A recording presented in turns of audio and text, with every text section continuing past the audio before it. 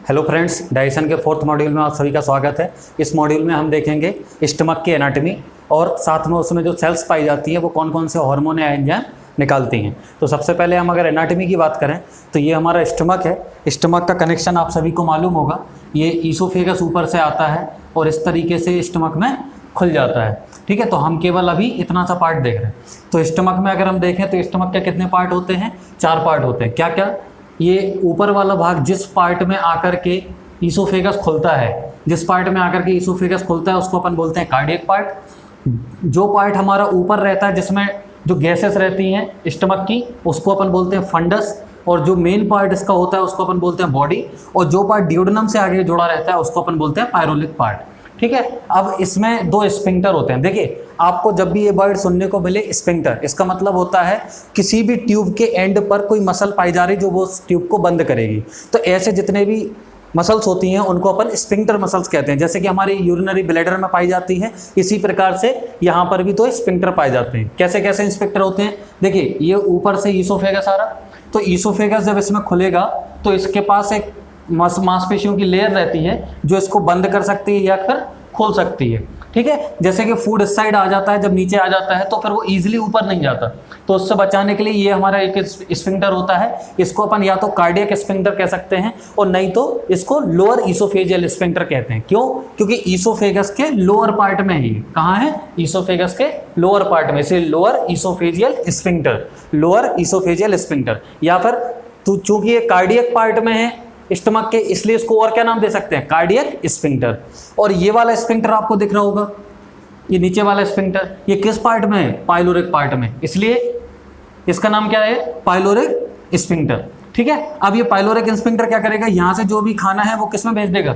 Duodenum में। उसके बाद ये क्लोज हो जाएगा ताकि खाना वापस ना आ सके। तो ये इसका काम है। तो आपको इतना याद रखना है कि स्फिंक्टर मसल जितनी भी रहती है वो किसी पाइप के या ट्यूब के ओपनिंग पर या क्लोजिंग पर पाई जाती हैं। ठीक है, अब स्टमक में अगर हम अंदर से कट लगा करके देखें, अगर हम इसको ऐसे काटें और इसको पूरा खोल दें तो इसके अंदर इस तरीके की मार्जिन्स पाई जाती हैं। उनको अपन बोलते हैं रूगी। क्या बोलते हैं?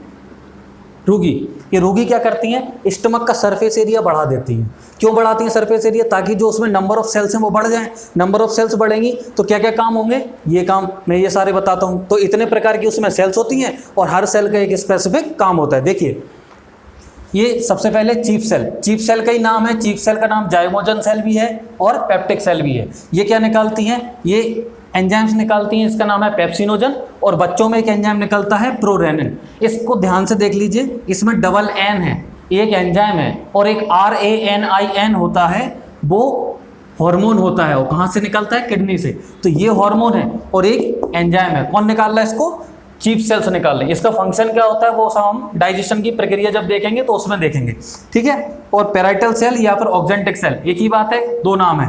ठीक है, ये क्या निकालती? HCl, hydrochloric acid. ठीक है, और इंट्रिंसिक फैक्टर हाइड्रोक्लोरिक एसिड, इसकी pH मेंटेन करने के लिए। और इसका फंक्शन क्या होता है वो डिटेल में हम डाइजेशन में देखेंगे। और इंट्रिंसिक फैक्टर किस लिए? विटामिन B12 का एब्जॉर्प्शन करवाने के लिए।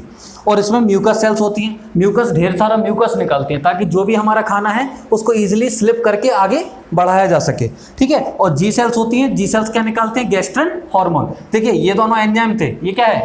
हार्मोन है।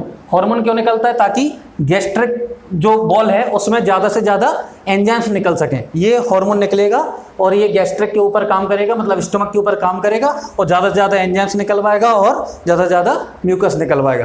तो आप इतना समझ लीजिए कि स्टमक की मोबिलिटी, मतलब स्टमक में जो मूवमेंट हो रहा है वो, साथ में उसकी जो फंक्शनिंग है वो कौन इंक्रीज करता है? Gastrin hormone. ठीक है दोस्तों, तो ये हमारा शॉर्ट वीडियो था। ये अभी हमारी एनाटॉमी चल रही है। हम इसके बाद पेनक्रियास की एनाटॉमी देखेंगे, लिवर की देखेंगे, स्मॉल इंटेस्टाइन की देखेंगे।